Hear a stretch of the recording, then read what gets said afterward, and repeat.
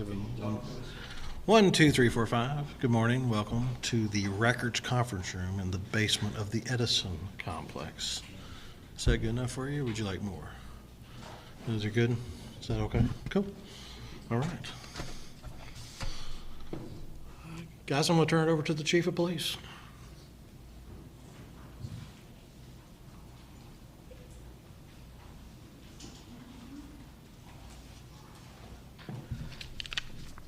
All right, good morning. Thanks for joining me on this lovely Thursday morning. So, welcome to our bi-weekly update, where we'll go over some crime stats, some current events, and give the opportunity for you all to ask some questions so we can better inform the public. So, kind of one of the big things that happened last night that you all were very, very helpful with as far as the media and the public is a 10-year-old missing girl where we issued an Operation Return Home. So the information that we got was that she got off the bus sometime before 5 o'clock and never went home. And I think 5 or 6 hours later is when we were live on camera down at 17th and Broadway, that area, with Lieutenant Les Skaggs of the Homicide Unit. The Homicide Unit houses the Missing Persons Unit, and so it was important to us to get as much quality information out as quickly as possible. Kids run away, kids go missing, people go missing all the time. We have about 1,900 missing persons reports a year, but when a 10-year-old is missing for that long, it is very, very concerning. And so that's why we issued the Operation Return Home, trying to bring as much public attention to this situation as possible. And so with the cooperation of the public, our real-time crime center was able to track some of her movements throughout the early evening hours, and officers were able to locate her using some of the video and photos that they had of her. They located her around 17th and Broadway. And I just want to give a shout out to all of those officers that spent hours. We had the air unit out, we had the drones out, several detectives as well as officers were working tirelessly to make sure that we found this girl and were able to return her safely to her home. So we are very satisfied with that outcome. Subsequent to that, I know that missing persons has been a topic of conversation over the past week, considering that we did have one missing person recently that ended up being a victim of homicide. And so, you know, we still, we understand that every family, it's when they have a missing person in their family, it's the most important thing to them in that moment. We want to make sure we provide as much information as we can to them and walk them through that process and make sure that they get taken care of throughout that process. So in that particular case, we've followed up on several leads. We have a lot of information, and I'm hoping to be able to give you some more specific information about the case involving Miss White very soon. Unfortunately, some of it is we still have to keep close to the chest because of the investigation that's ongoing. We want to make sure that we protect that. But we recognize that it's understandable for the family to be upset. And when they don't have that sense of justice of having someone having been captured already, they're looking for somebody to blame, and that's fine for them to be upset with us. We can take that. And we hope that we'll be able to bring justice and closure to that family soon. Going into some of the crime numbers right now, so you see that we are still trending down by about 30% in homicides, non-fatal shootings, and robberies and carjackings. Our fatal traffic accidents are also down, and so we want to make sure that we are continuing that trend over time. And so I want to give you a little bit of update about our crime plan and where we're going with that, particularly in those sustained focus improvement areas that we've highlighted as part of our crime plan. Yesterday we had a quarterly meeting about the crime reduction plan, where those divisions highlighted the work that's being done in those SFI areas. And just to give you a little bit of update on how that's going, we had in those areas, we had a 43% reduction of homicides in those areas, a 15% reduction in overall violent crime, which is exactly what we want to see. If you just take SFI 1 by itself, which is primarily in the Russell neighborhood, self-initiated activity by police officers. So that's traffic stops, it's pedestrian stops, that's what we call 1011s. Those are citizen and business contacts. So just officers stopping by businesses and making contacts. That went up 375% year over year. That's absolutely amazing. And then when you look at the things that are non-police and non-enforcement related, just an example of, we identified in those SFI areas 3,800 streetlights that were out. Public Works and LG&E worked to restore 90% of those non-working streetlights.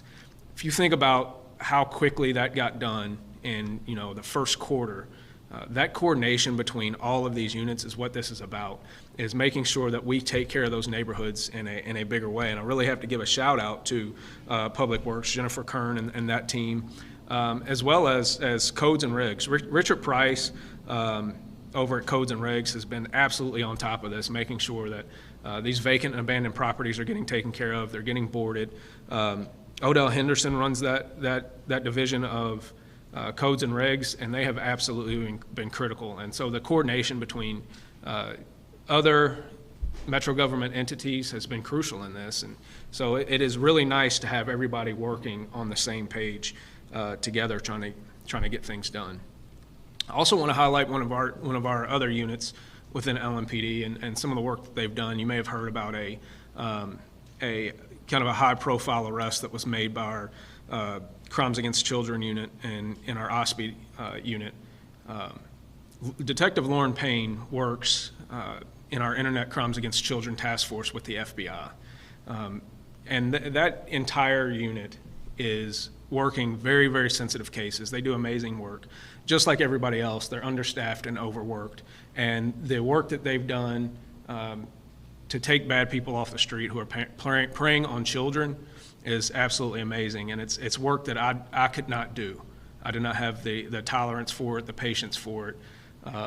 But the fact that there are people that are willing to do that type of work, expose themselves to that type of emotional risk, and follow through to make sure that people get prosecuted and taken off our streets that are doing those horrible things is absolutely amazing. And I want to make sure that we recognize them for that good work. So just want to give a shout out to that group. And this is just a photo of from the meeting yesterday with all of the city entities in our quarterly meeting. So really good shout out to them. Another thing to point out is that Public Works has cleared over 300,000 pounds of debris and trash off the streets of the SFI areas.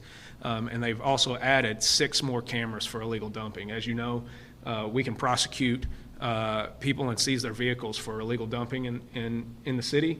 And so that dedication to that is going to be critical to making sure that we clean up these areas and give people their neighborhoods back where they're proud to live and work.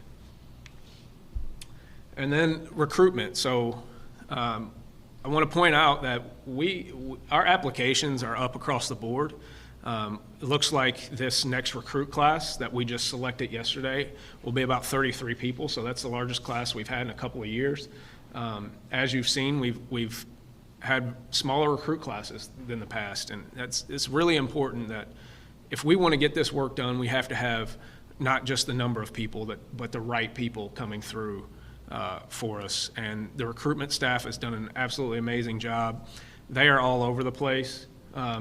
As far as college fairs, one of the things that they also have done, you can see many of the colleges that they go to, they're at about a college every other day or so, trying to recruit, trying to build those relationships.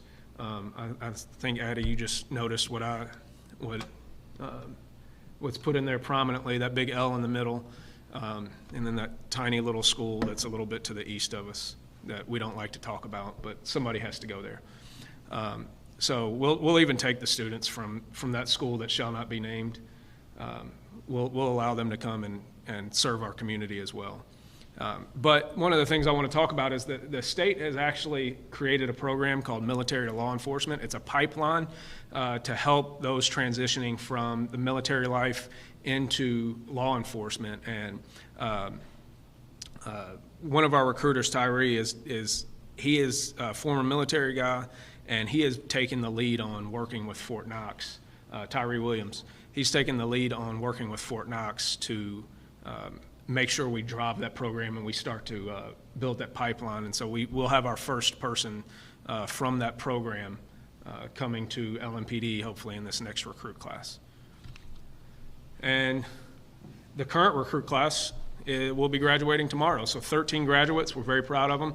They'll graduate at 11 o'clock tomorrow out at Southeast Christian. This picture is from a trip that I've spoken about where they go to Washington, D.C. So as part of the recruiting training, we want our new officers to understand the impact that they have and the importance of the job that they do in keeping people safe, but we also want them to understand the history of our role internationally as well as locally.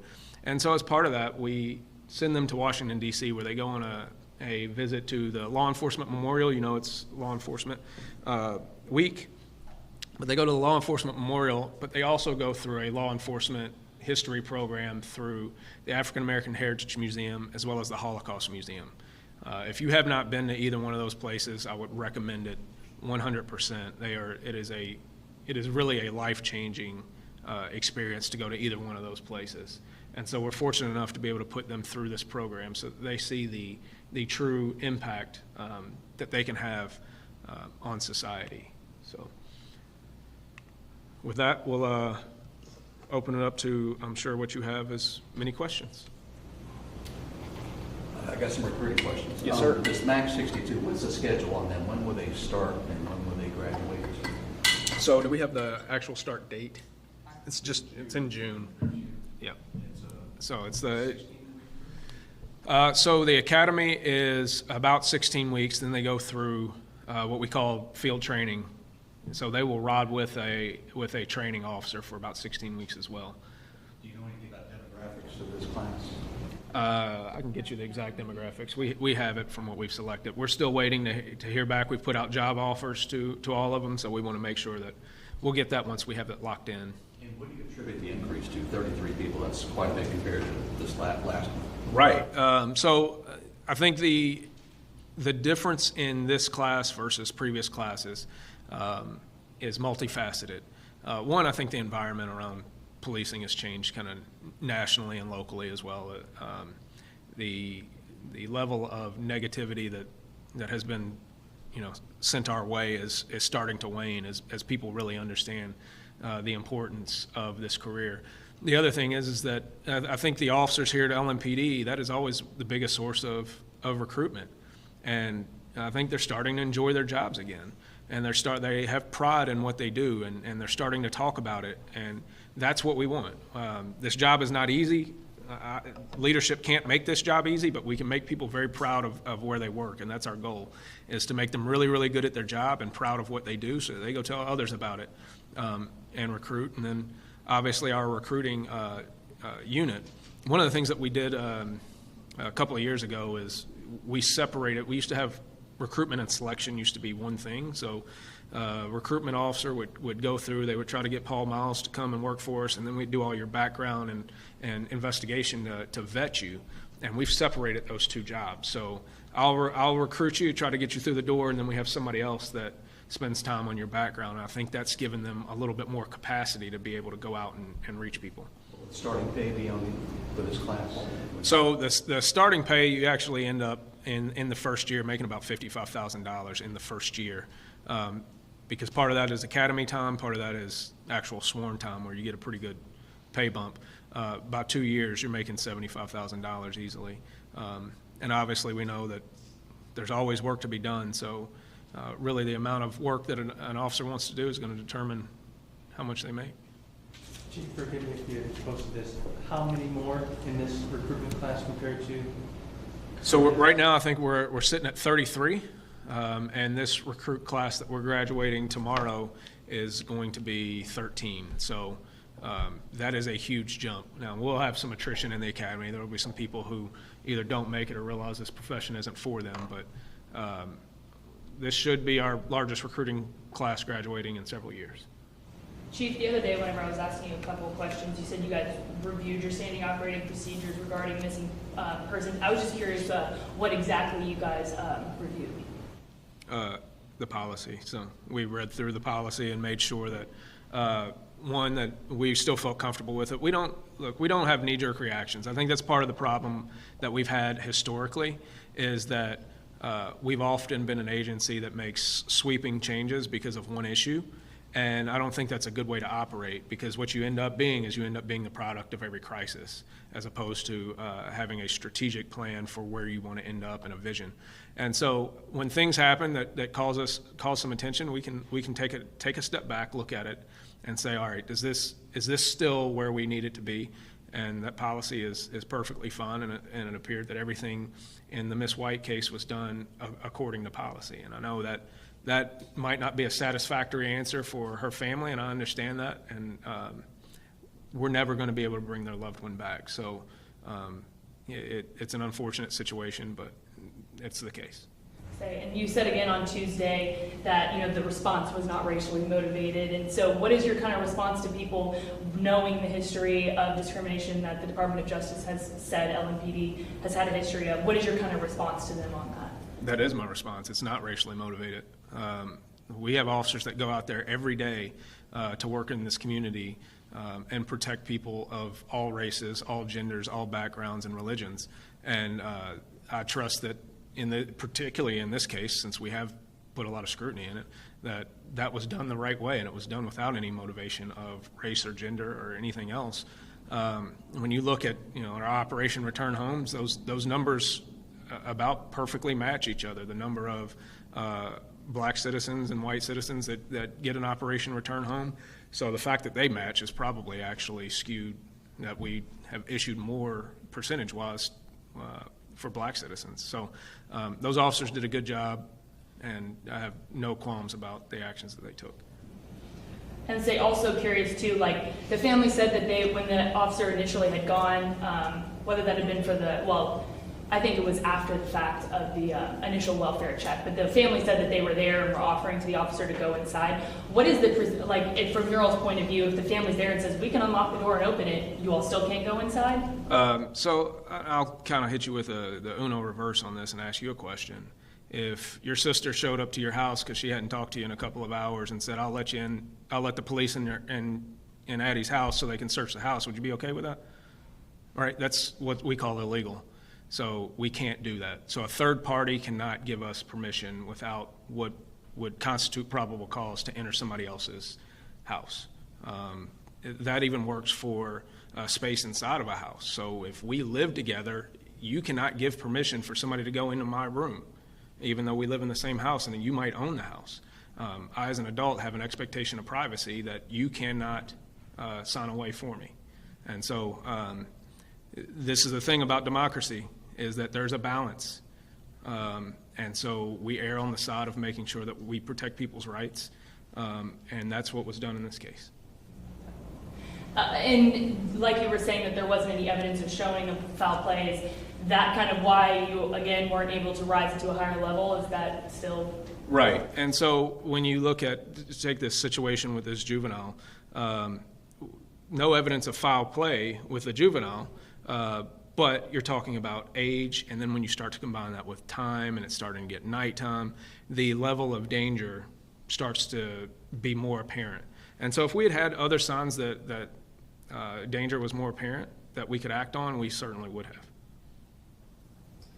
You guys upgraded charges against Jamal Sheikh in this Valley Station shooting earlier this month. What do you guys think the motive was behind this incident? I don't have the specifics on the upgrade to those charges. Do either of you? I mean, the upgrade was that the victim passed away, so it was upgraded from assault to a murder charge. But as far as motive, I don't think we're ready to release that. There was a video that was kind of circulating on Facebook, social media, where a woman claims that she was pulled from a car by a police officer with LMPD. I guess I should first ask you if you're aware of it or have seen it, and if so, was that handled appropriately? I believe she was driving a crime scene or something like that.